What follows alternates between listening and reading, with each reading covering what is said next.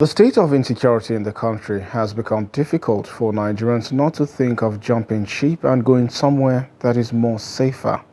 While many have been killed and even more kidnapped for ransom, others have had to flee their homes and livelihoods. Nigeria, which is perceived as the giant of Africa, has witnessed an unprecedented level of incidences of insecurity ranging from the activities of herdsmen, Boko Haram insurgencies, armed robbery attacks, kidnappings, political and religious crisis, murder, destruction of oil facilities by Niger Delta militants, child abduction, trafficking, etc. Recently, a member of the House of Representatives, Solomon Maren, says over 100 persons have been killed by terrorists in Plateau State within the last 48 hours. Nasarawa State clashes and the attack on the convoy of United States Embassy staff has come under fire in the southeast Nigeria, an attack that killed 2 employees and 2 police officers. Also, gunmen have kidnapped 3 individuals, 2 other police officers and a driver during the attack in Anambra State. And joining us to discuss the rising insecurity in Nigeria, we have retired AIG of Police Wilson Inalego. And we also have joining us via Zoom, Dr. Tanko Ahmed, a security analyst. However, before we commence this conversation, we're joined by the Police Public Relations Officer in Plateau State, Deputy Superintendent of Police, Alfred Alabo. DSP Alfred, if you can hear me, can you please bring us up to speed with the happenings in Mangu and updates on the issue so far?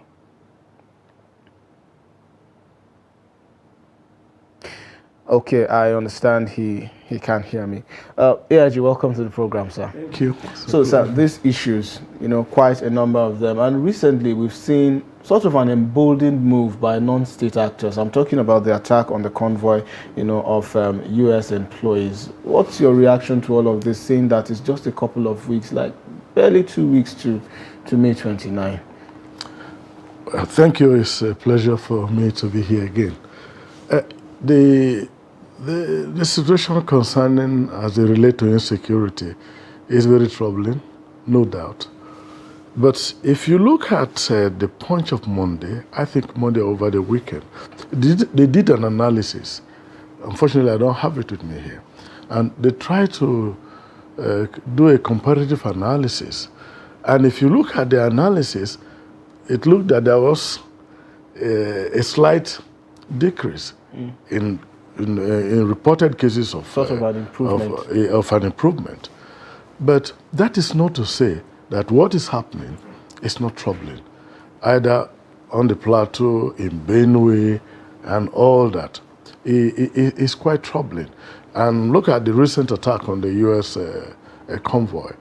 But the centrality of all this is, what is the resource base of the security agencies, particularly the police, that has primacy on internal security. Now, if you observed from February or January, you could hardly hear about kidnapping. Sort of and what that tells you is the main reason, the main attraction for kidnap is for financial gain. And when the cashless policy came into focus, of course, if you kidnap, where is the guy going to get the money to pay you? And so I think going forward, it's important to take away that attraction, that makes it. Then, talking of kidnap, now, you've got to talk about hotspots and high activity areas, and the potential for kidnap, and even for terrorism. When you have a convoy like that of the United States government in a location, if it's for terrorists, they believe when they attack such convoy, it creates more news. And then their sponsors get to celebrate them and they benefit more. 2, in such, therefore, the state, I don't know whether the Commissioner of Police in Anambra State was advised that this delegation that was trying to provide, was there to do like an advance party for humanitarian activity if the local police was alerted. Because when you are in a state or in a location, there are hotspots and high activity areas. So when you have such, there's a kind of increased policing. But I think what needs to happen, you've got to have advanced intelligence about the activities of gangs that try to make life easy, difficult. If you go to Anambra, Imo, and Abia, in those locations, you have the activities of the unknown gunmen. You have the Eastern Security Network. Of course, the Bubiagu that the governor set up, you hardly hear of them. And so these non-state actors are so armed. And then within the Ihiala axis and going to all those locations, you are having a lot of attack. Therefore, what are you expected to do?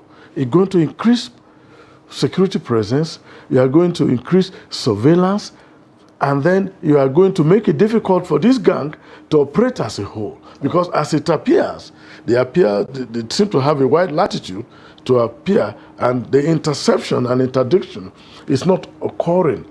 And so that raises a lot of questions, especially as the relationship with the community, as I always like to say. All right, let me hold your thought there. Dr. Tanko, welcome to Daybreak. Yeah, as an academic and also a security analyst, with what happened in the Southeast, talking about the attack on the convoy of the U.S. Embassy officials, don't you think this move sort of emboldens, these non-state actors in that region following the activities, that are spurred up? Good morning, Sadiq. I'm happy to be here, and let me put on a correction. I am not a typical academic. Okay. I prefer to be called a scholar practitioner. Yes. Right. So in that case, I would like to pick up where my my counterpart on the discussion has stopped.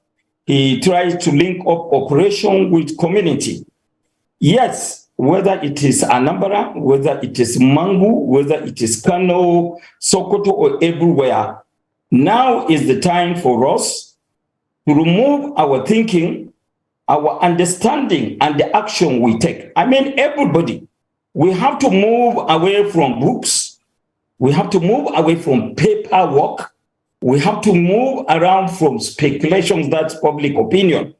Now that the security agencies are really getting success and crossing the labels where they were not able to cross before. For example, now look at the incident in Anambra. How many days? Already arrests have been made. So now there is the need for the security agencies in the one hand and the people on the ground on the other hand to start working together.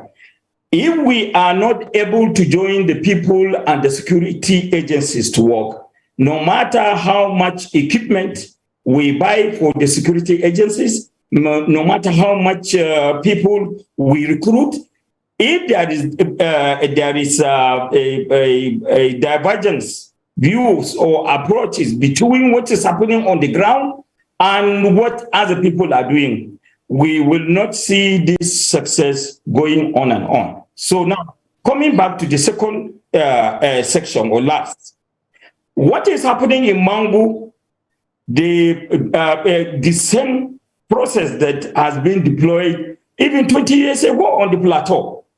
People will arrange, they will attack certain communities, they will raise tension. They will then divide these major communities into warring parts.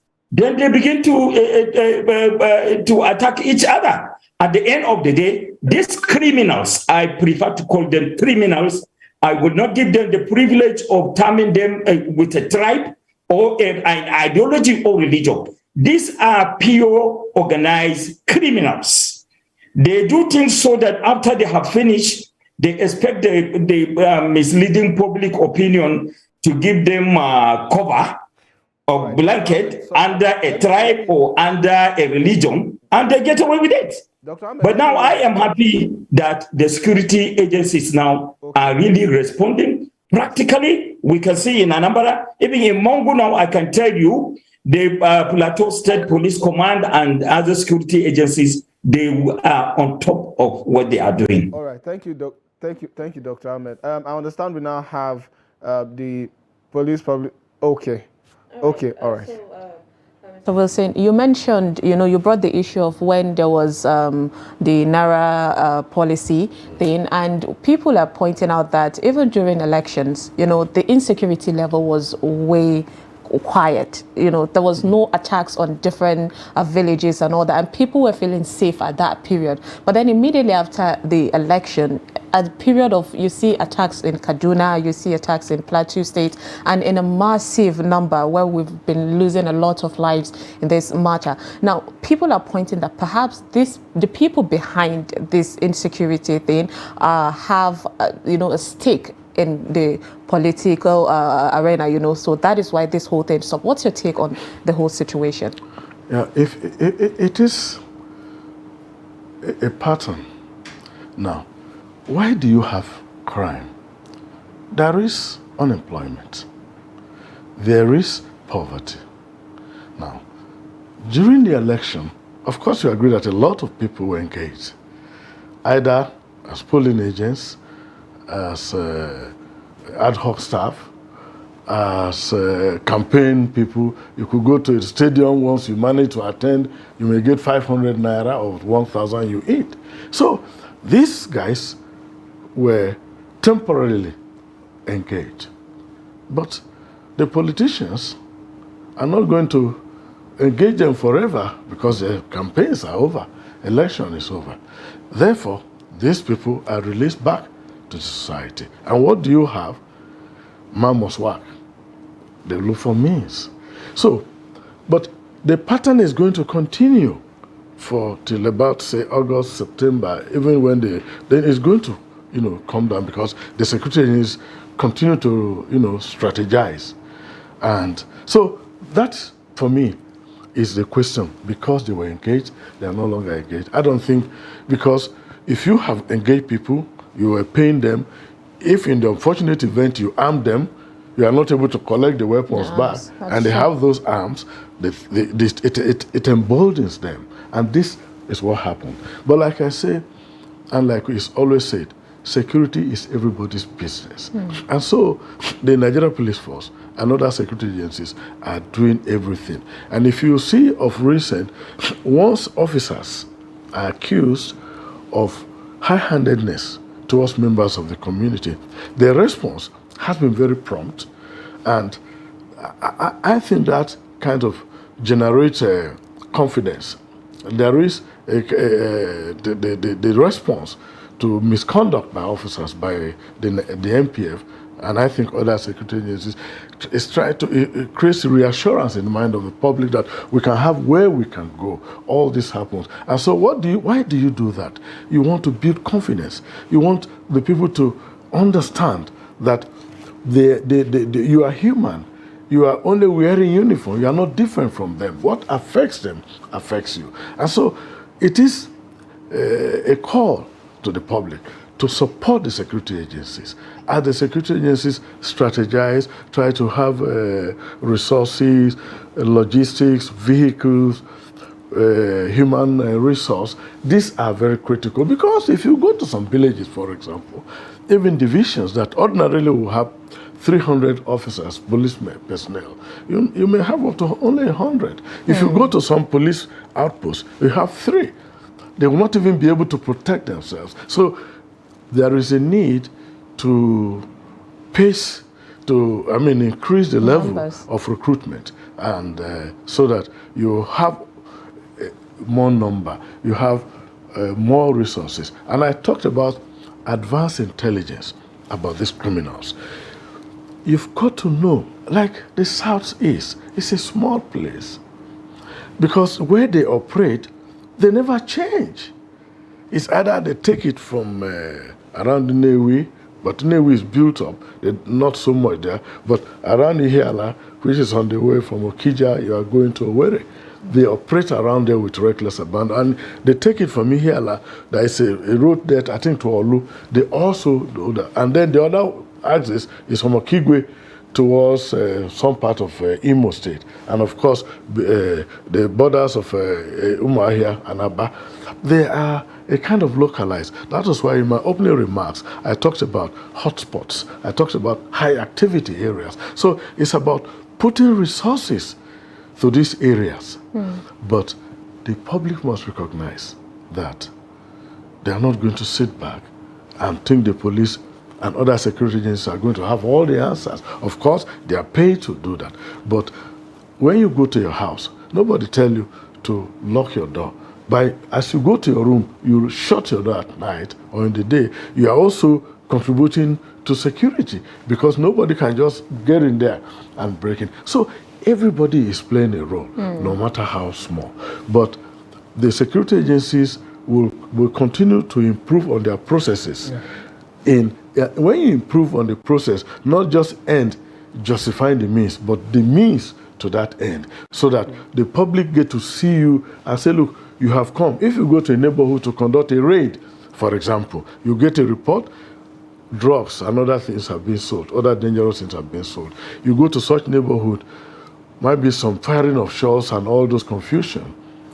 You've got to tell some members of the public who are around, say, well, we received the information that one guy here sells Indian hemp or whatever, and that was why we came. We arrested him. That person will tell the other person will tell the other person, and the confidence in you will begin to improve. And that is procedural justice. Talking about processes, but this time on the part of the government. But however, I want to put this question to Dr. Tanko. So there's been this chance by the President Buhari administration right from the beginning as, a method to tackling all of the insecurity challenges that we've been facing, especially with respect to the Boko Haram, and that's for the Nigerian armed forces to also adopt the non-kinetic approach to tackling these issues.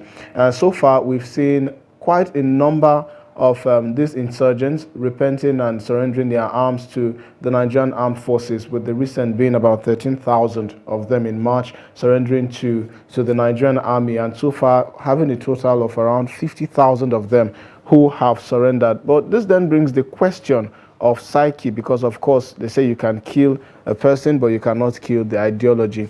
Do you think the government has done enough, especially with the innovation of the Operation Safe Corridor, to ensure that these repentant insurgents have been properly de-radicalized, before they are reintegrated into the society?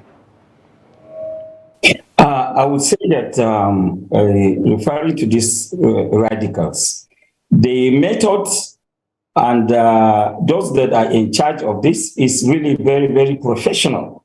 It is even part of the existing national strategy. If you do this out of 1,000 radicals, when you de-radicalize them, some of them even contributed in the way you find where their camps are, and how you improve on your operation.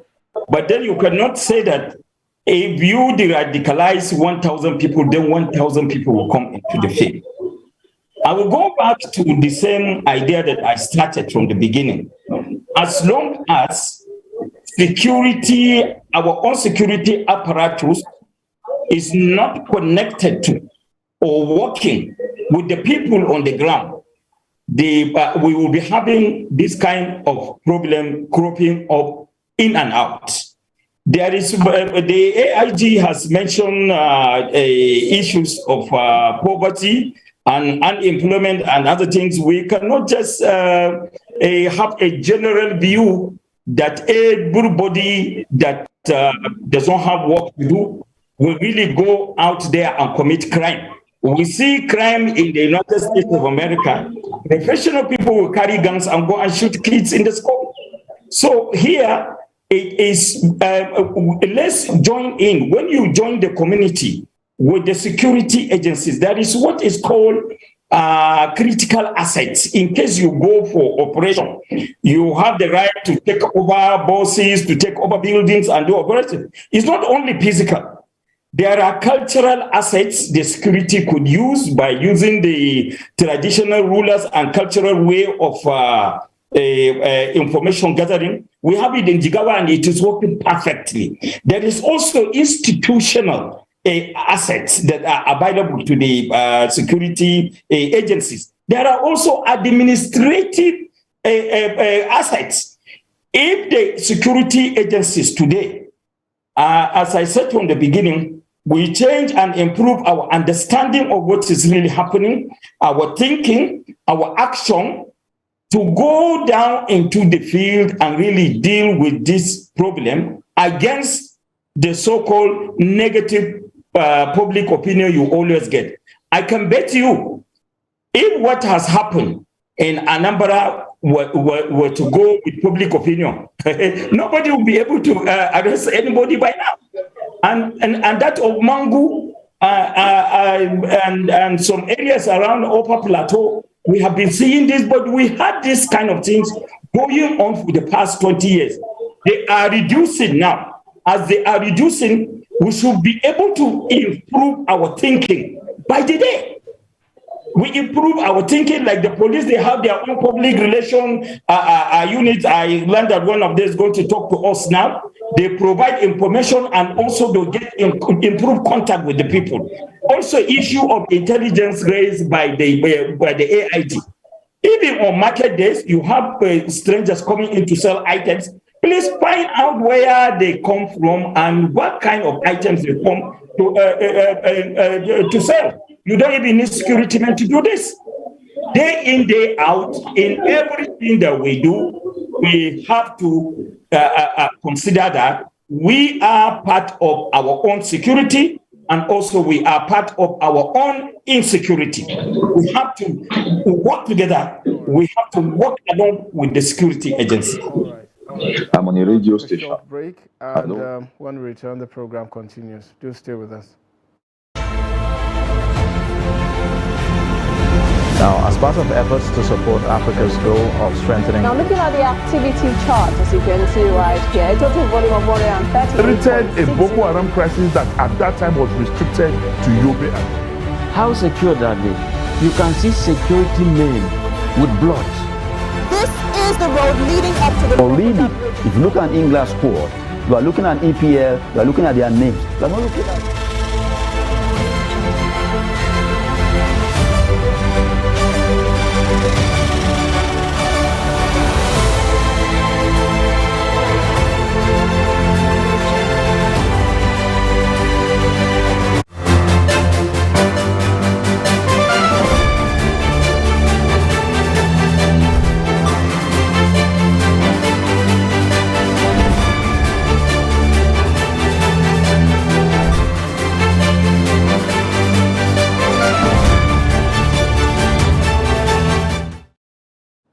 Welcome back. We are now joined by the Police Public Relations Officer of Plateau State, talking about Deputy Superintendent of Police Alfred Alabo. DSP Alfred, if you can hear me, can you please bring us up to speed with the situation in Mangu and what the situation is currently? Can you hear me, please? Of course, go ahead. All right. By the grace of God, the command have been able to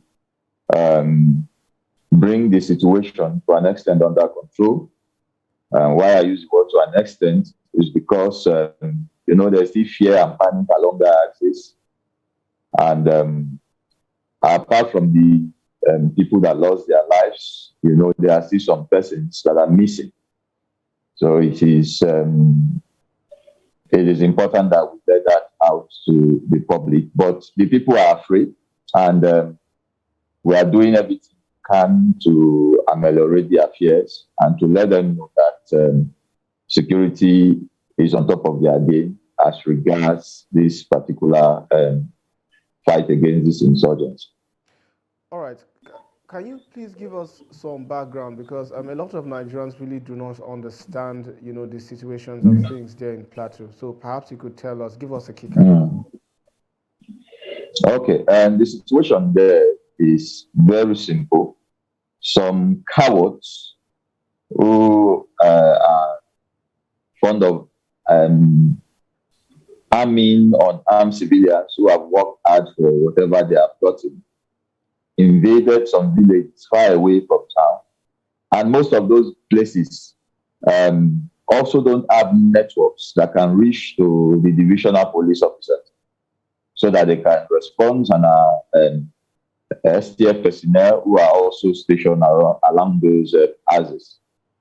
So this is what has happened, and our men, upon receiving the information, moved there swiftly and tried to salvage what to do. But they went and just scatter on armed civilians, caught them at the time that they were not aware, and that is what makes it bad. And they tried to run away, but due to our own response, and so far about 7 suspects have been arrested. 2 other suspects were arrested, who were arrested during the process of them looting the houses that they have burnt and trying to cut away with some properties, which have made a number of suspects, according to our records, 7. And we are still doing all we can to get more suspects arrested, and if possible, get them neutralized. So for the suspects that were arrested, of course, was there, apart from them cutting, away properties, was there any motive behind it, with the killings and burning of people's homes?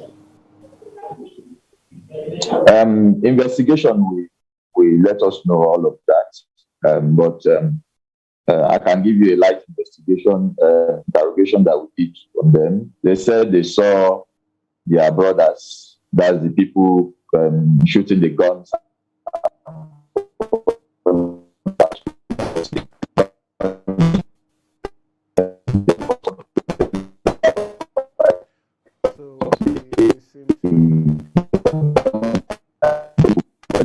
Okay.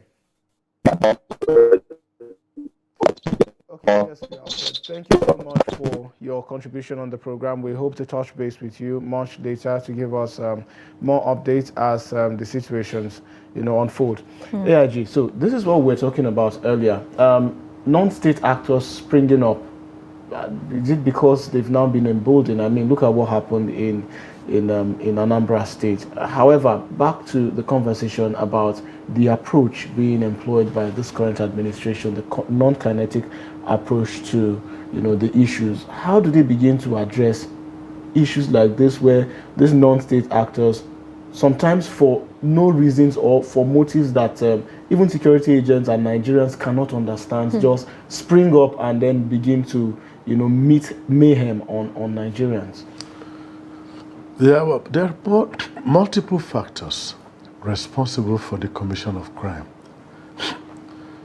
Some, like I said, could be due to poverty, some could be due to ideology, some could be due to primordial hatred, might be the 2 communities, could be over land, it could be over religion, it could be over places of worship, all sort of reasons. And this happened.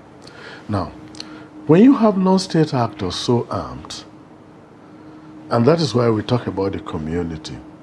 And I am one of the ways to solving this, having community neighborhood watches. But let me put it simple. The federal government in April 2020 approved that you have special constabulary in the various communities. Yes, indeed. Now, in addition to technology being a force multiplier, if you have this special constabulary embedded in the various communities, they are able to work with communities to bring up information. Where are weapons or local arms being fabricated? This is very critical. Who are those responsible for sponsoring some of these things? And everything is linked, because you should be able to deal with money which they will use in buying this weapon, and that is why cashless policy to some extent, if well organized, is good, because you're able to track the movement of money, because there's terrorism financing. And those who do this So those are the ways you monitor them.